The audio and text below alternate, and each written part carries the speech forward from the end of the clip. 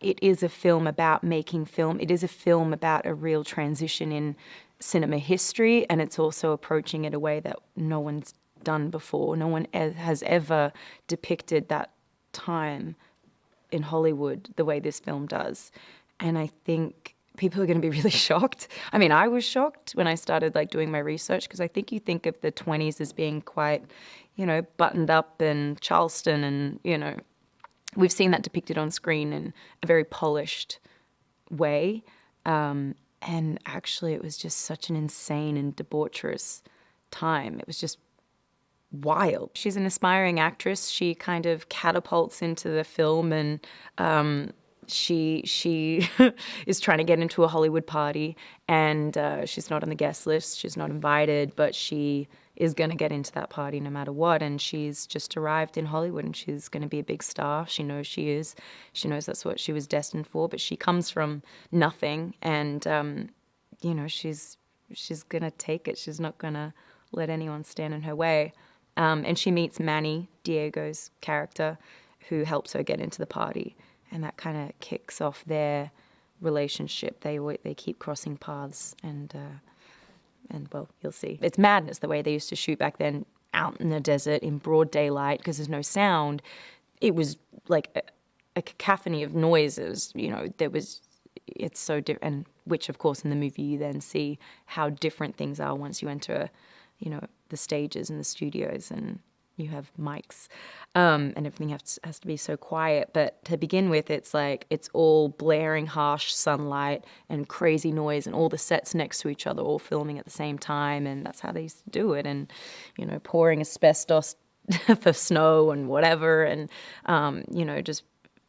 it's just madness. I think there's something just innately pure about Manny, and Nellie senses that the very first time she meets him, and I think it's the way he looks at her, kind of from the night they meet. He kind of looks at her like he loves her and would do anything for her. And I think the selfish part of her recognizes that could be helpful for her, and then I think the hopeful part of her kind of recognizes that no one's ever really looked at her like that, with a pure kind of love, not kind of a destructive kind of need or desire.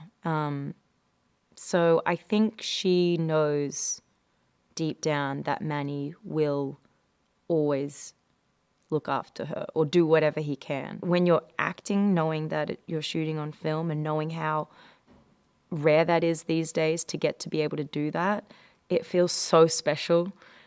And you see this in Babylon. You can literally hear when a roll of film rolls out. There is this, it's just magic, because you just want to give everything on that take. And before you start a take, they'll say how many feet have we got left? And they'll shout out, okay, we've got such and such amount of feet left, of film. Can we get a whole take for that? No, we'll never make it. Okay, take it from that line. Okay, go. Are we rolling? I mean, there's this moment, there's this feeling of we have to get it now, and it's going to be printed on celluloid forever. Brad is exceptional in this film. I mean, I'm a huge fan. He's exceptional in everything. But there's something really special. And maybe it is that thing of seeing an actor play an actor that feels a little bit like you're seeing, I don't know, it's like you're seeing behind the curtain or something. And he's such a movie star in real life, and he's such a movie star in this film. But he's also, the character is incredible, and he does incredible things with it. But he really says the things, his character says the things that I know Damien feels about the film industry, and about, that we all kind of feel, why it's special and why it matters. And he articulates it. Jean's exceptional in this film, and we all know she's a brilliant comedic actress, and so you get such pleasure out of all those little quips, those moments, and her accent and all the stuff she's doing. You just eat it up. It's so good. But then her dramatic moments are just I can't think of another scene in a movie I've seen in any recent decades that has hit me in that way. It's so impactful and special, and she delivers it beautifully. Lady Faye has this composure that Nellie is never, ever, ever going to have. And I think it's so perplexing to Nelly that she can be all these things and then hold it so still at the same time.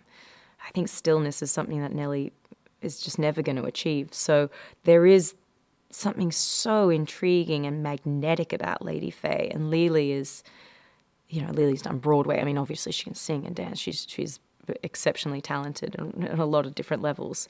But she brings that energy to Lady Faye that just really sets her apart from all the other characters in the film. So many of us like running around like chickens with their heads chopped off. It's just madness all the time. Even Jack Conrad as, Brad's character, even as like smooth and suave as he is, he's still like a loose cannon. Like he's still, he's still like insane and in these insane relationships all the time and just like, getting drunk all the time and all this kind of stuff. But Lady Faye is just badass. Was it worth it? Oh my God, yeah.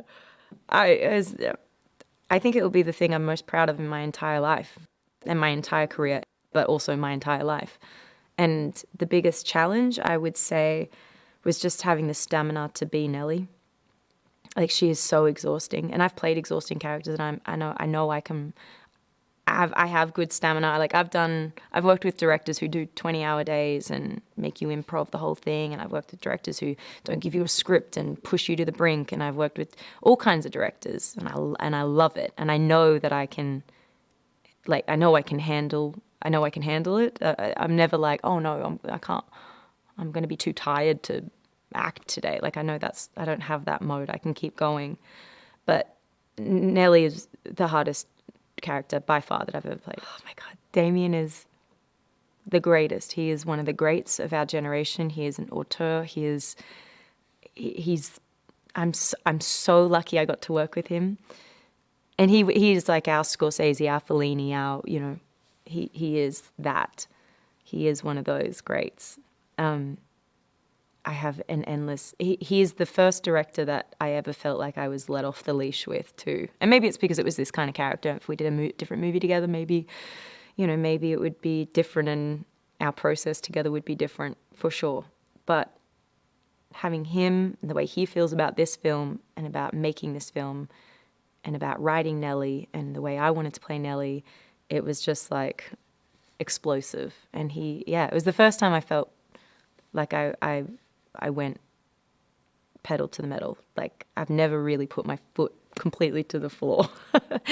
It was like, and he let me do that. And I was be forever grateful for that he let me really, really go for it and expected so much of me. I love that. It's an eyeful. Yeah, you're going to see things on screen where you're going to be like, are they allowed to do that? Because I remember when we were shooting it, I was like, surely we're not allowed to do this. Like, surely this will never make it on screen. Not in this day and age. You can't do anything anymore.